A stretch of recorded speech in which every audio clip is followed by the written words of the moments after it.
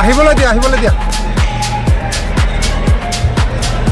নমস্কাৰ আমি Assam team 22জনীয়া team official 6 মুঠ 28জনীয়া টিমে জম্মু কাশ্মীৰ শ্বেৰ-ই ইনডোৰ ষ্টেডিয়ামত অনুষ্ঠিত হোৱা জুনিয়ৰ নেশ্যনেল কনষ্ট্ৰাকশ্যন চেম্পিয়নশ্বিপত আমাৰ অসম দলে অংশগ্ৰহণ কৰিছিল। উক্ত প্ৰতিযোগিতাত আমাৰ অসমৰ মুঠ 22গৰাকী খেলুৱৈ আৰু 8গৰাকী অফিচিয়েলে অংশগ্ৰহণ কৰিছিলে আৰু উক্ত প্ৰতিযোগিতাত আমাৰ অসমৰ যথেষ্ট ভাল ফল হৈছে।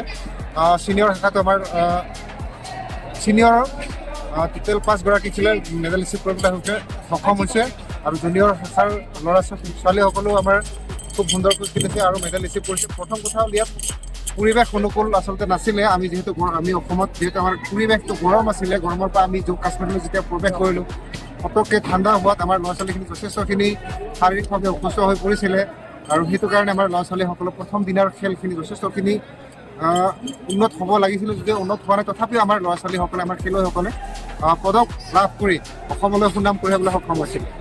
এই ক্ষেত্ৰত অসমবাসীৰ ৰাইজৰ আশীৰ্বাদক আমি আন্তৰিক ধন্যবাদ দিছোঁ তথা অসম পেঞ্চাৰ জিলাত সন্থাৰ সন্মানীয় সম্পাদক লক্ষ্যজিৎ দলে ছাৰ, সন্মানীয় সভাপতি চৰ্দাৰ প্ৰেমানন্দ চাৰিঙীয়া ছাৰক আমি আন্তৰিক ধন্যবাদ দিছোঁ। তেওঁলোকে আমাক আজিৰ এই স্থানলৈ আমাক আগবঢ়াই দিয়াৰ কাৰণে আমাৰ অসম দলটোৱে আজি খুব সুনাম কঢ়িয়াবলৈ সক্ষম হৈছে। ধন্যবাদ।